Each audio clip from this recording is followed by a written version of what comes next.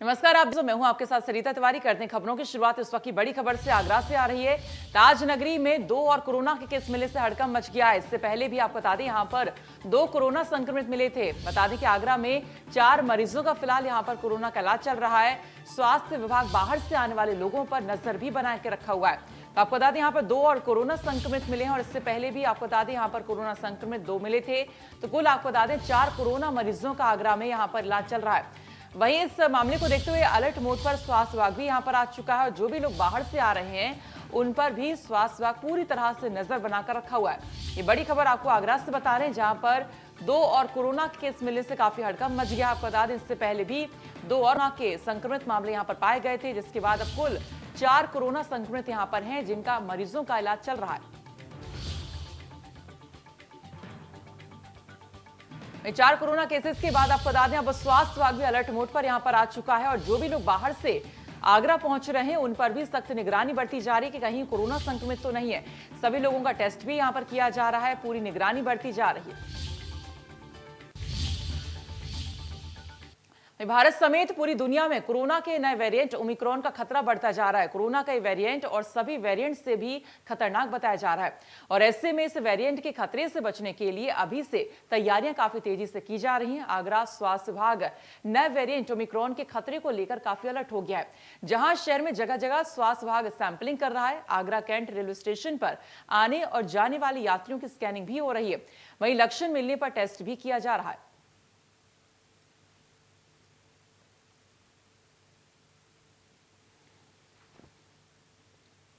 आज मुख्यमंत्री योगी आदित्यनाथ और केंद्रीय मंत्री अनुराग ठाकुर का 2 दिवसीय गोरखपुर का दौरा है, जहां दूरदर्शन केंद्र में अर्ध स्टेशन और 3 FM रिले आपको बता दें कर चुके हैं और शनिवार को केंद्रीय मंत्री Anurag Thakur CM Maharana Pratap inter college में आयोजित समारोह में शामिल होंगे और शाम को ही आपको बता दें क्षेत्रीय खेल मैदान में आयोजित अखिल भारतीय प्राइज मनी कबड्डी प्रतियोगिता के समापन समारोह में शिरकत करने वाले हैं। इस दौरान सीएम और प्रधानमंत्री के गोरखपुर के दौरे को लेकर समीक्षा बैठक भी कर सकते हैं।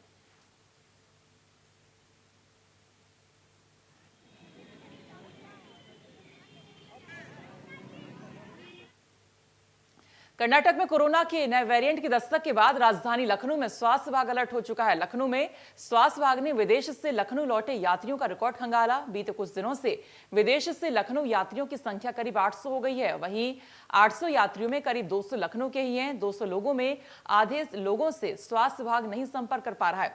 मोबाइल बंद और फोन न उठने से स्वास्थ्य विभाग इस दौरान कई जिलों से लखनऊ एयरपोर्ट पहुंचे हैं। यात्रियों का रिकॉर्ड संबंधित जिले के डीएम और सीएमओ को भेजने का कार्य जारी है।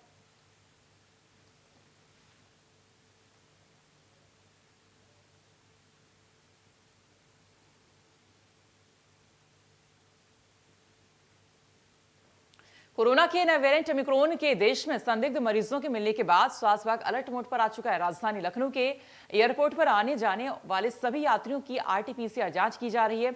हमारे सहयोगी ने लखनऊ के इंटरनेशनल एयरपोर्ट का जायजा लिया, आइए देखिए।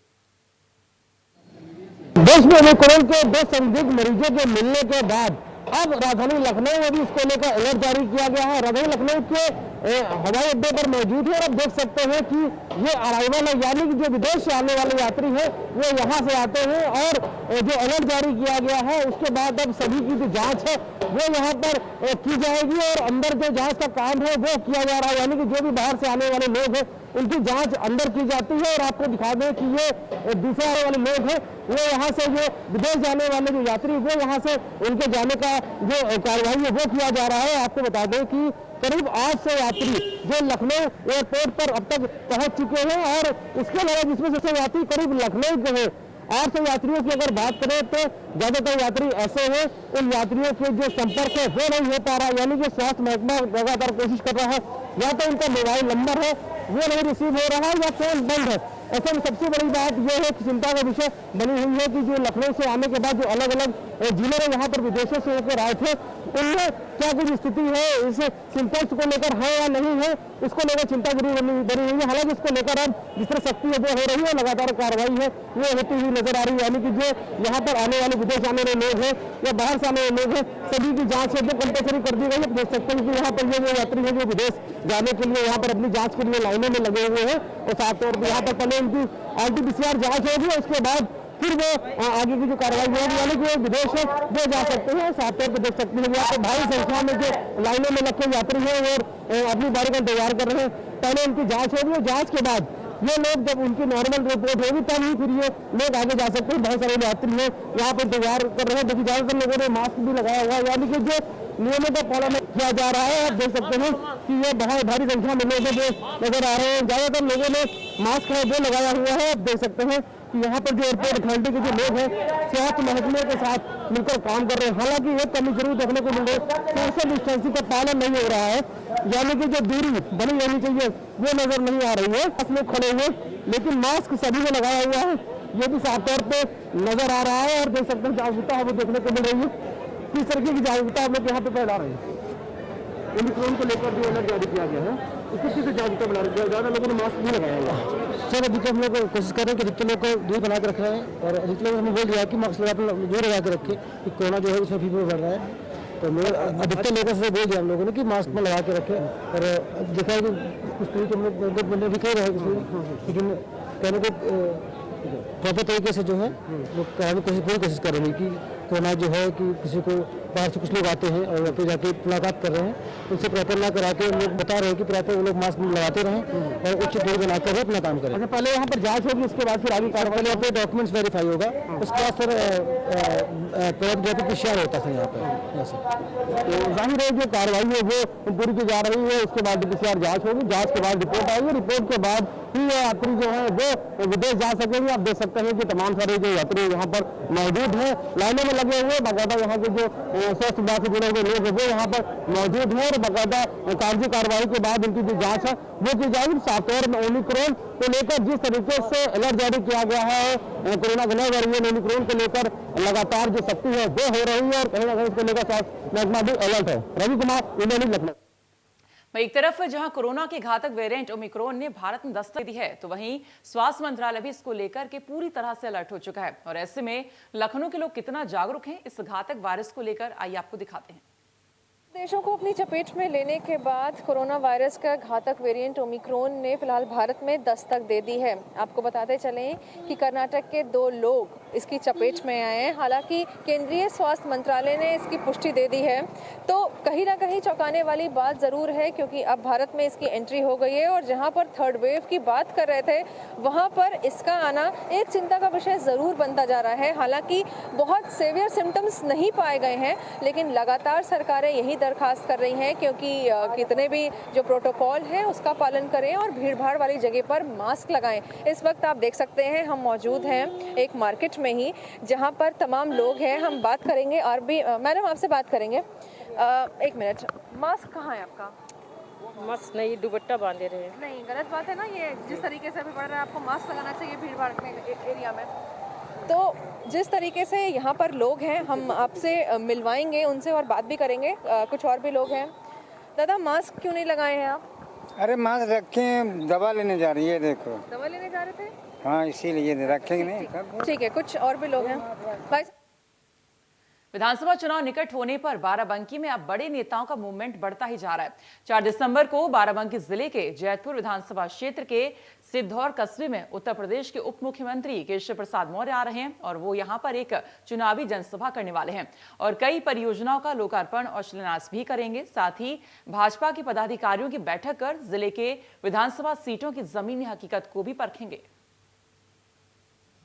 हम सिद्धौर के सिद्धेश्वर महादेव मंदिर के सामने मेला मैदान में खड़े हैं। यहाँ पर कल डिप्टी सीएम केशव प्रसाद मौर्य जी का यहाँ पर कार्यक्रम है। कार्यक्रम को लेकर यहाँ बीजेपी कार्यकर्ता और नेता तैयारियों में जुटे हैं। हमारे साथ बाराबंकी जिले के जिलाध्यक्ष जो शशांक कुसमेत जी हैं, हम उनसे बात करेंगे किस तरह की तैयारियाँ हैं और कौन कौन सी योजनाएं हैं, उनका शिलान्यास होने वाला है। सर, स्वागत है आपका इंडिया न्यूज पर। सर, किस तरीके का कार्यक्रम है, क्योंकि कल यहाँ पर डिप्टी सीएम केशव प्रसाद मौर्य जी आने वाले हैं, किस तरीके के द्वारा जो है यहाँ पर कार्यकर्ताओं द्वारा तैयारियां की जा रही हैं, कौन सी योजना है जिनका शिलान्यास होगा? सबसे पहले मैं आपको ये बताना चाहता हूँ कि हिंदू हृदय सम्राट उत्तर प्रदेश भारतीय जनता पार्टी के पूर्व प्रदेश अध्यक्ष, वर्तमान में उत्तर प्रदेश सरकार के उप मुख्यमंत्री आदरणीय केशव प्रसाद मौर्य जी बाबा सिद्धेश्वर महादेव की पावन धरती सिद्धौर पे उनका आगमन है। भारतीय जनता पार्टी जनपद बाराबंकी का प्रत्येक कार्यकर्ता उनके स्वागत में पलक पावड़ा बिछा करके बैठा है दिन रात। वहीं आगरा के मलपुरा थाना के गड़ी दौलता में 6 साल में आगरा एसएसपी ने पुलिस को सख्त कार्रवाई के आदेश दे दिए हैं, जिसके लिए एसएसपी ने 4 टीमों का गठन किया है। देखिए हमारे सहयोगी की इस मामले पर यह खास रिपोर्ट।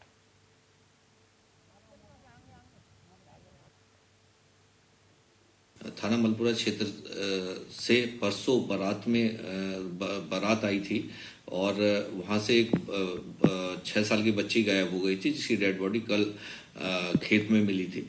इस संबंध में मुकदमा पंजीकृत किया गया है, जिसमें उसके घर वालों ने जो एक रिश्तेदार उनका शादी में आया था उस पर शक जाहिर किया है और 22 एफआईआर में उसे नामजद किया है।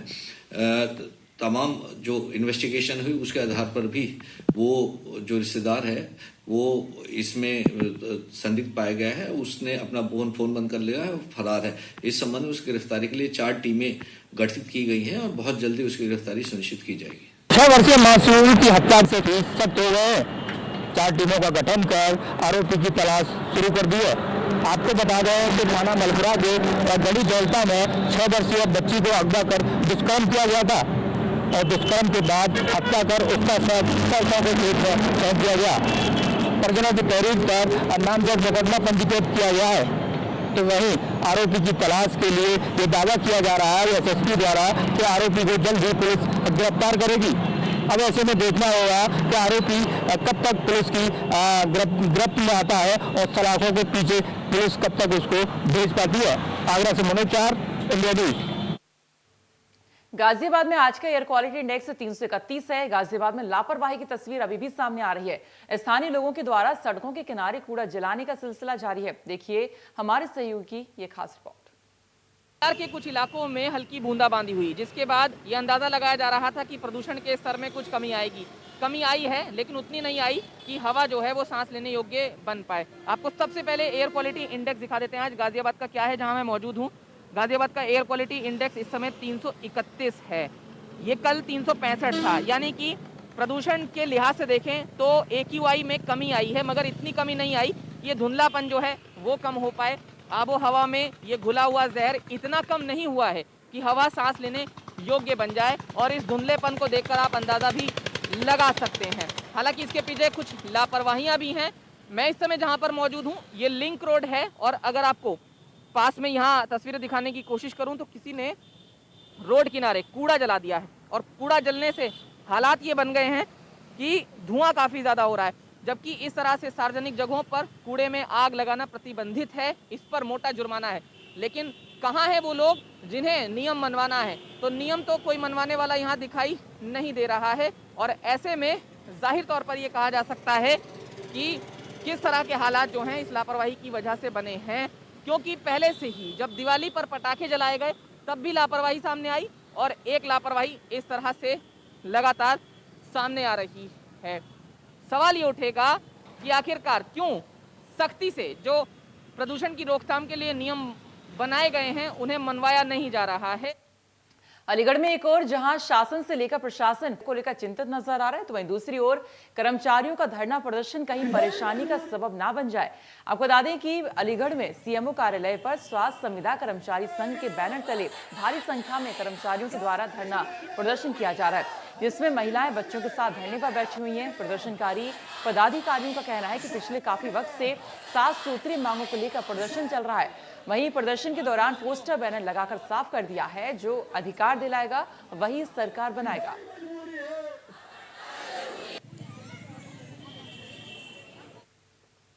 मथुरा में तनावपूर्ण माहौल बनाने की कोशिश करने डीएम ने संदेश दिया है। उन्होंने कहा कि आज शाही ईदगाह पर मुस्लिम समाज के लोगों को नमाज के लिए कोई रोक टोक नहीं होगी। पुलिस बल के जवान आईडी कार्ड जांचने के बाद ही शाही ईदगाह तक जाने दे रहे हैं। वहीं धारा 144 के बीच मथुरा पुलिस प्रशासन का शानदार संदेश है, जिसके कारण मथुरा में कोई असामाजिक तत्व कोई उत्पात नहीं मचा सकता है।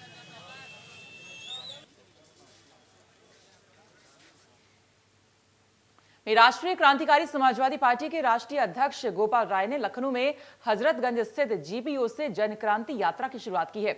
इस यात्रा को 16 जनवरी तक पूरे प्रदेश में लिया जाएगा, और साथ ही यात्रा के माध्यम से लोगों को बताएंगे कि उत्तर प्रदेश के मुख्यमंत्री बनने के बाद क्या कुछ फायदे हुए हैं।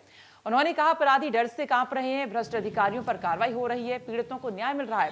गोपाल राय ने कहा कि बहुमत से मुख्यमंत्री को जिताने के लिए अपनी जनक्रांति यात्रा को गांव-गांव और शहर-शहर लेकर जाएंगे।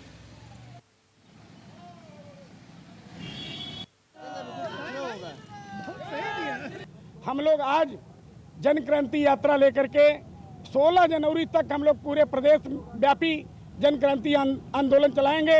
इस आंदोलन के माध्यम से हम जनता को बताएंगे कि मुख्यमंत्री योगी आदित्यनाथ के मुख्यमंत्री बनने के पश्चात क्या फायदा हुआ। फायदा ये हुआ कि अपराधी थर थर कांप रहे हैं और वास्तव में जो जितने भ्रष्ट अधिकारी हैं उनके ऊपर गाज गिर रही है। और सबसे बड़ी चीज़ ये है कि पीड़ितों को तत्काल न्याय मिल रहा है और आने वाले समय में मुख्यमंत्री को प्रचंड बहुमत से हम लोग जिताने के लिए अपनी जनक्रांति यात्रा को लेकर के गांव-गांव शहर-शहर जाकर के हमारी टीम के जो अन्य पदाधिकारी हैं उसके लिए उनके किए गए कार्यों को अवगत कराएंगे। वहीं आम आदमी पार्टी के सीएम प्रत्याशी यानी कर्नल कोठियाल ने उत्तरकाशी का दौरा किया है। कोठियाल ने कड़ाके की ठंड और बारिश में कई गांव का दौरा किया। उत्तरकाशी दौरे के दौरान गांव-गांव जाकर जनसंपर्क किया और गांव वालों से मिलकर उत्तराखंड नव निर्माण में सहयोग की अपील की है।